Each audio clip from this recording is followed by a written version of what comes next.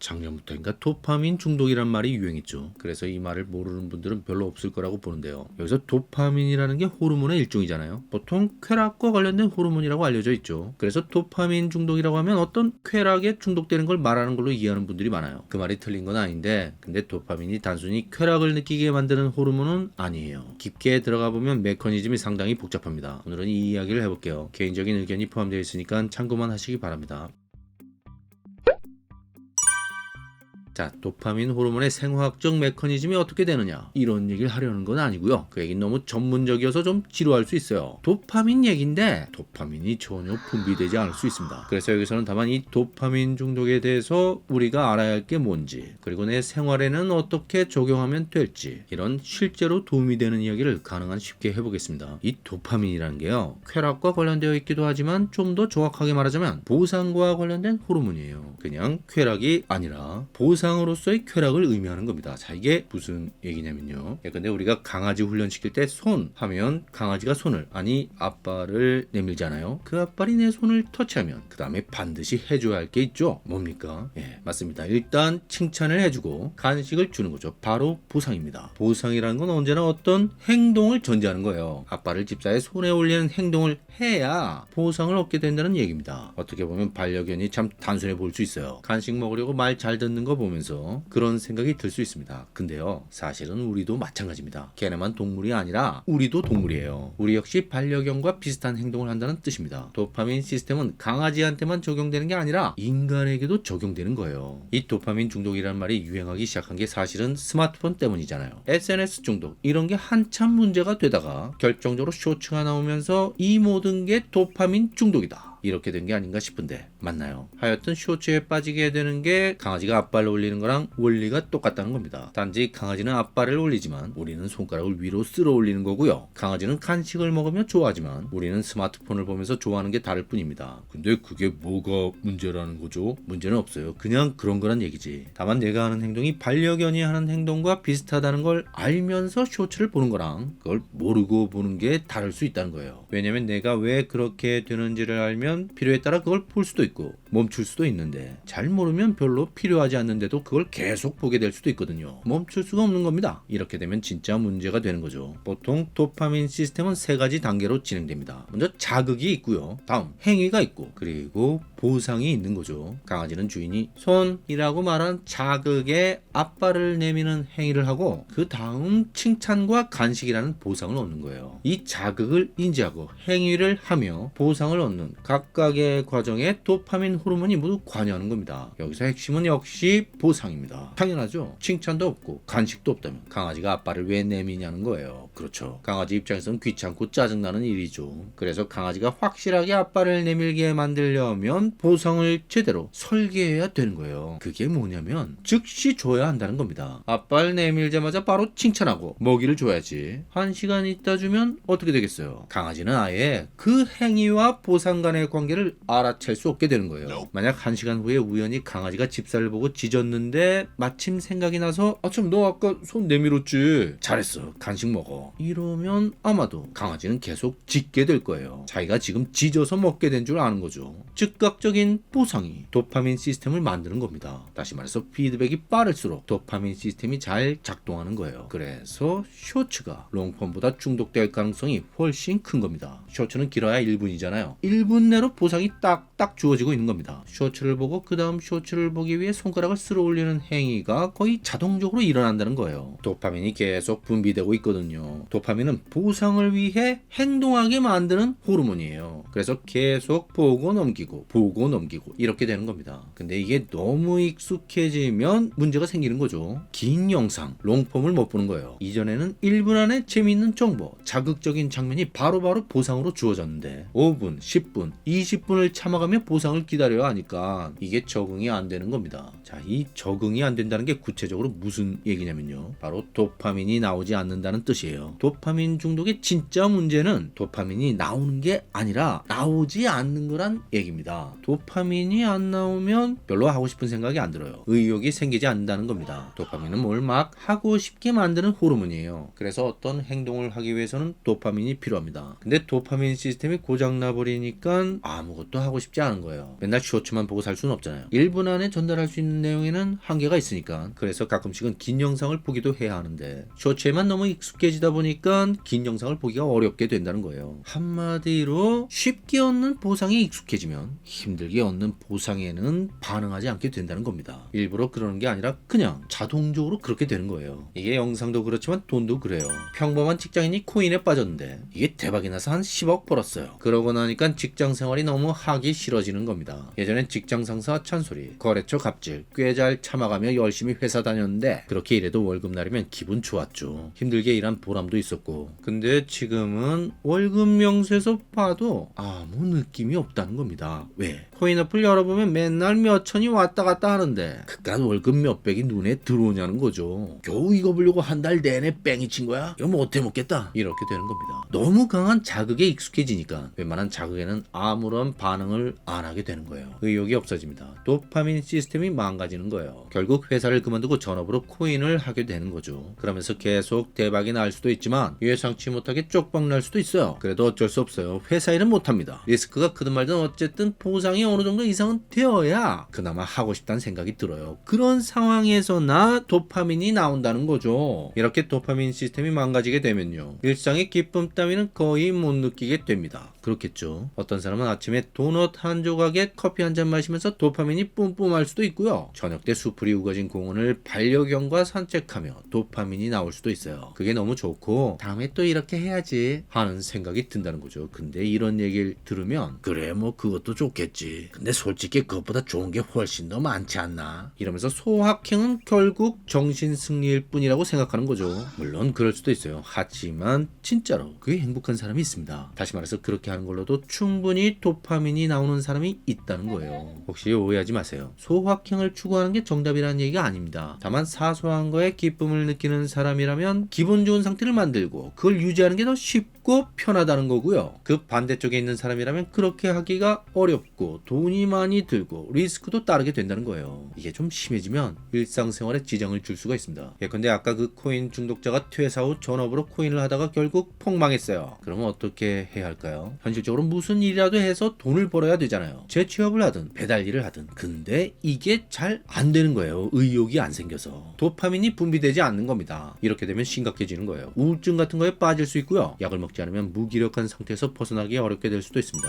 자, 그럼 도파민 중독은 무조건 나쁜 거냐? 반드시 그런 건 아닙니다. 물론 마약 중독이라면 치명적으로 나쁜 거죠. 그리고 술, 담배, 도박, 섹스 이런 거에 중독되는 것도 좋을 게 없지만 근데 만약 게임 중독 같은 거라면 양면성이 있다고 봐요. 게임에 빠져서 인생 망가지는 사람도 있지만 그렇지 않은 사람도 있거든요. 프로게이머로 크게 성공하는 사람도 있어요. 게임에 미치지 않았다면 그렇게 될 수 있을까요? 운동 중독도 비슷하고요. 일 중독 같은 것도 그렇죠. 어쨌든 운동 중독은 운동 잘할 가능성이 크고 그리고 워커홀릭이라면 돈 많이 벌 가능성이 큰 게 사실입니다. 이 도파민 중독이라는 게요. 사실은 뭔가에 미치는 거죠. 내가 뭘 잘해서 사람들로부터 칭찬을 받거나 돈을 벌게 되면 더 잘하고 싶어지는 거예요. 보상이 행동을 계속 끌어내는 겁니다. 도파민은 보상, 동기, 행동 이런 것과 관련이 있어요. 그래서 이게 좋은 쪽으로 작동하면 자기도 모르게 커다란 성취를 이루게 되는 거고요. 나쁜 쪽으로 작동하면 일상생활을 하기 어렵게 될 수 있고 심하면 인생이 나락갈 수도 있습니다. 도파민 그 자체가 나쁜 건 아니에요. 다만 조심해야 할 건 너무 쉽게 너무 좋은 걸 얻는 거예요. 그런 거에 중독되는 겁니다. 사실 누구나 그걸 원하죠. 누구나 적게 일하고 많이 받기를 원합니다. 아무도 많이 일하고 적게 받는 걸 원하지 않아요. 문제는 대가가 있다는 거예요. 이게 절대 공짜가 아닙니다. 그 대가라는 게 뭐냐면 첫 번째는 힘든 일, 어려운 일은 아예 시도할 생각이 안 드는 거고요. 두 번째는 웬만큼 좋지 않으면 좋다는 걸 잘 모르게 된다는 겁니다. 이게 얼핏 별거 아닌 것처럼 보여요. 그냥 내 마음만 고쳐먹으면 될 것 같은데 그게 생각만큼 쉽지 않아요. 마음 먹어도 잘 안 바뀝니다. 뇌가 도파민 시스템이 망가진 거죠. 그게 대가예요. 쉽게 좋은 걸 얻는 거에 익숙해진 대가입니다. 사실 계속 쉽게 좋은 걸 얻을 수만 있다면 아무 문제 없죠. 하지만 현실적으로 그건 불가능해요. 왜냐하면 대부분의 사람에겐 그런 환경이 주어지지 않고요. 또 처음엔 좋았다고 해도 반복되면 좋아지지 않기 때문입니다. 더 세게, 더 많은 보상이 주어지지 않으면 반응이 점점 무뎌지면서 결국 없어지게 됩니다. 도파민 시스템이란 게 그런 거예요. 그래서 불가능하다는 겁니다. 어떻게 무한정 더 세게 더 많이 이게 가능하겠어요? 꽤 오래전 인터넷에 이런 짤이 유행한 적이 있었죠. 인간의 욕심은 끝이 없고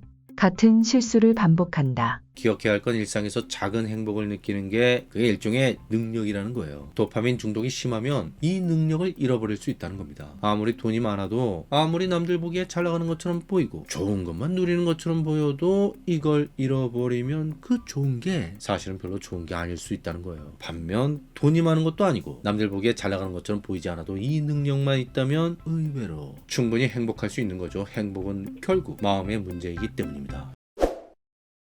자, 오늘은 행복에 대해서 이야기를 해보려고 하는데요. 누구나 행복해지고 싶어하죠. 불행해지기를 원하는 사람은 아무도 없습니다. 정상적인 사람이라면 다 그래요. 근데 이 행복이라는 게요, 일종의 무지개 같은 느낌이 있어요. 멀리서 보면 너무나 멋지고 아름답고 그런 건데 다가가면 없어져 버리는 겁니다. 분명히 잡힐 것 같은데 막상 잡으려고 하면 잘 안 잡혀요. 왜 그럴까요? 사전을 찾아보면 행복은 생활에서 충분한 만족과 기쁨을 느끼어 흐뭇함. 이렇게 되어 있어요. 한마디로 기분 좋다는 거죠. 충분히 만족해서 더 이상 바랄 게 별로 없는 상태라는 겁니다. 바로 이거예요. 그래서 행복해지기가 그렇게 어려운 겁니다. 정확하게는 행복을 지속하기가 어려운 거죠. 왜냐하면 더 이상 바랄 게 없다면 아무것도 안 할 거잖아요. 그럼 대부분의 경우 상황이 안 좋아지는 거예요. 예컨대 성인이라면 돈을 벌어야 하잖아요. 근데 아무것도 안 하면서 희희낙낙하고만 있으면 어떻게 되겠어요? 먹고 살기 힘들어지는 거예요. 집도 없고 옷도 마음에 드는 거 못 입고 밥을 굶기도 하는 거죠. 그러다가 몸이 아파질 수도 있고 심지어 그 상태가 좀 더 진행되면 죽을 수도 있습니다. 다시 말해서 행복하다고 생존에 유리한 건 아니라는 거예요. 두 가지는 별개의 문제라는 거죠. 사실은 그래서 행복해지기 어려운 겁니다. 자, 이게 무슨 얘기냐면요, 일반적으로 사람들은 행복을 인생의 목표라고 생각해요. 근데 그건 그냥 내가 그러고 싶은 거고 내 생각이 그렇다는 거고 나도 잘 의식하지 못하는 나의 진짜 목표는 따로 있어요. 그게 뭘까요? 생존이에요. 죽지 않고 살려고 하는 겁니다. 일단 살아있어야 행복하든 불행하든 할 수 있는 거잖아요. 나는 그냥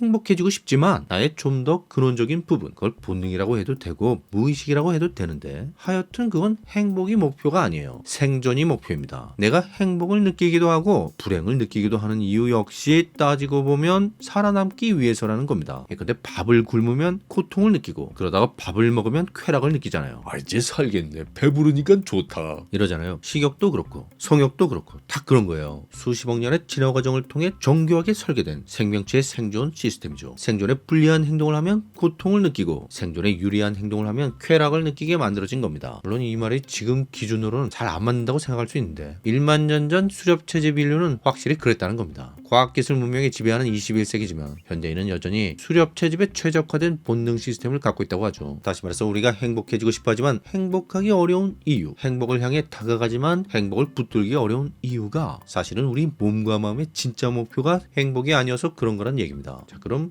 행복은 뭘까요? 유태인 강제수용소 생존자이자 정신과 의사인 빅터 프랭클은 이런 말을 했습니다. 쾌락은 어떤 행위의 부산물이자 파생물로 얻어지는 것이다. 여기서 쾌락을 행복으로 바꿔도 됩니다. 프랭클은 쾌락이나 행복은 그 자체가 목적이 될 수는 없다고 봤어요. 그리고 19세기 영국의 철학자 존 스튜어트 밀도 비슷한 생각을 했습니다. 행복해지는 유일한 길은 행복이 아닌 다른 어떤 것을 인생의 목적으로 삼는 것이다. 다시 말해서 나한테 어떤 다른 목표가 있어서 그걸 추구하는 과정에서 우연히 행복을 발견하거나 혹은 그 결과로 행복을 경험할 수는 있어도 행복 그 자체가 목표가 될 수는 없다는 거예요. 혹시 오해하지 마세요. 이들은 도덕적 기준에서 행복이나 쾌락을 추구하는 게 옳지 않다 이런 말을 하고 있는 게 아닙니다. 그냥 말 그대로 내가 행복하고 싶어서 행복을 추구했더니 안 되더라. 근데 행복이 아닌 다른 목표를 가지고 열심히 살았더니 행복해지더라는 얘기예요. 말하자면 행복의 역설이라고나 할까요? 그런 거죠. 자, 근데 이게 진짜일까요? 맞는 것 같아요. 왜냐면 현대 뇌과학에서도 비슷한 얘기가 나오거든요. 최근에 도파민이라는 말이 한참 유행했잖아요. 이게 사실 그 얘기예요. 이전에도 말씀드린 적 있지만 SNS 중독, 쇼츠 중독 이런 게 다 도파민 때문이라고 하죠. 보고 있으면 도파민이 뿜뿜 나오니까 계속 그것만 들여다보게 된다는 겁니다. 근데 진짜 문제는 뭐라 그랬죠? 도파민이 나오는 게 아니라 도파민이 안 나오는 게 문제예요. 이런 거에 너무 익숙해지면 다른 걸로는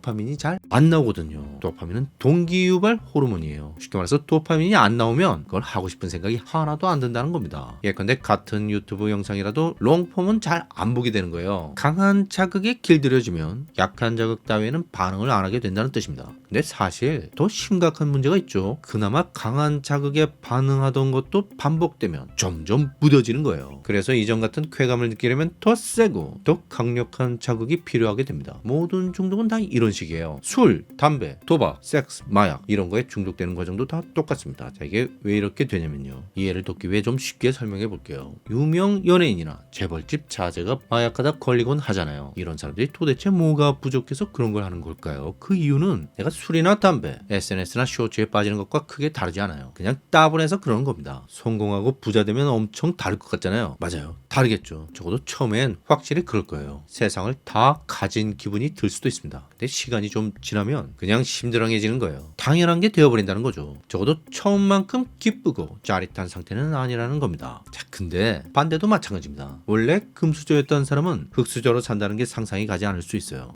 내가 저렇게 산다면 차라리 죽는 게 나을 것 같은데. 예, 이것도 맞아요. 실제로 스스로 목숨을 끊기도 하죠. 부자가 망하면 처음엔 진짜 죽을 만큼 힘들 수 있어요. 하지만 시간이 지나면 그냥저냥 살만할 수도 있습니다. 놀랍게도, 정말 놀랍게도 그럴 수 있어요. 그러니까 감옥에도 사람이 사는 거고요. 군대 밥도 이틀째부터는 맛있어지는 겁니다. 그래서 정리하자면 대학 합격, 대기업 합격해서 그렇게 좋았던 것도 몇 달 못 가는 거고요. 반대로 웬만큼 안 좋은 일이 생겨도 몇 달 꾹 참고 버텨내면 원래 상태로 돌아가는 겁니다. 시간이 지나면 좋았던 것도 나빴던 것도 잊혀지는 거예요. 소크라테스는 쾌락과 고통이 연결되어 있다는 말을 했는데요. 둘 중 하나를 쫓는 사람은 반대 이것을 얻게 된다고 했어요. 뇌과학에는 신경 적응이라는 말이 있는데 소크라테스의 말과 정확하게 같은 내용입니다. 뇌는 쾌락에 계속 노출되면 쾌락을 주는 자극에 둔감해지고 고통을 주는 자극에 민감해집니다. 일종의 설정값이 바뀌는 거예요. 그래서 더욱더 쾌락 자극에 집착하게 되죠. 처음 느꼈던 그 황홀감을 다시 느끼려면 훨씬 더 강한 자극을 줘야 되거든요. 반대로 이젠 그만해야겠다고 끊으려고 하면 이번에는 엄청난 고통이 밀려오는 거죠. 그래서 중독이 되면 빠져나오기 힘든 거예요. 이때 필요한 건 역시 시간입니다. 어쨌든 시간이 좀 지나야 돼요. 고통을 피하지 말고 온몸으로 받아내며 시간을 견디면 다시 설정값이 바뀝니다. 고통에 계속 노출된 뇌는 반대로 고통 자극에 둔감해지고 쾌락 자극에 민감해지거든요. 신병훈련소 밥이 맛있는 이유가 그 때문입니다. 자, 왜 이런 이상한 시스템이 있는 거냐면요. 항상성 때문이에요. 마치 체온이 겨울이나 여름이나 계속 일정하게 유지되는 것처럼 정서나 기분도 비슷하다는 겁니다. 그렇게 해야 뭐가 좋은지 뭐가 나쁜지를 판단할 수 있다는 겁니다. 계속 기분이 좋기만 하면 위험에 노출되어도 그걸 알아채기 어려울 수 있잖아요. 반대로 계속 기분이 나쁘기만 하면 새로운 기회를 놓쳐버릴 수 있고요. 그래서 환경이 어떻게 변하든 뇌는 위험한 상황에는 두려움을 느끼고 새로운 기회가 오면 흥분을 느끼는 그 센서를 유지하려고 한다는 겁니다. 그렇게 작동해야 살아남을 가능성이 더 커진다는 얘기예요. 다시 말씀드리지만 행복하든 불행하든 그건 두 번째 문제고요. 좋은 건 행복으로 나쁜 건 불행으로 느껴서 결국 살아남는 게 중요한 거예요. 내 뇌가 그렇게 작동한다는 뜻입니다. 무슨 얘기인지 아시겠죠? 그래서 행복을 쫓으면 오히려 행복해지기 어렵다는 겁니다. 그럼 뭘 추구하면서 살아야 할까요? 글쎄요, 그건 사람마다 다르겠죠. 다만 이런 말씀을 드리고 싶습니다. 그게 뭐가 되었든 살아야 할 이유가 있는 사람, 삶의 목적이 있는 사람, 살아가는 의미를 나름대로 갖고 있는 사람이라면 뭐 거창한 게 아니라도 상관없어요. 예컨대 가족을 부양한다거나 연인을 지켜준다거나 그런 걸 수도 있죠. 하여튼 그런 게 있는 사람이라면 살면서 어쩔 수 없이 마주치는 고통을 견딜 수 있어요. 그러다가 어느 날 생각지도 못했던 기쁨이 선물처럼 찾아올 수도 있습니다. 그때 비로소 내가 그토록 원했지만 잡히지 않았던 그 행복은 내가 그렇게 피하고 싶었지만 결국 겪어낸 고통의 보상임을 알게 되는 것입니다.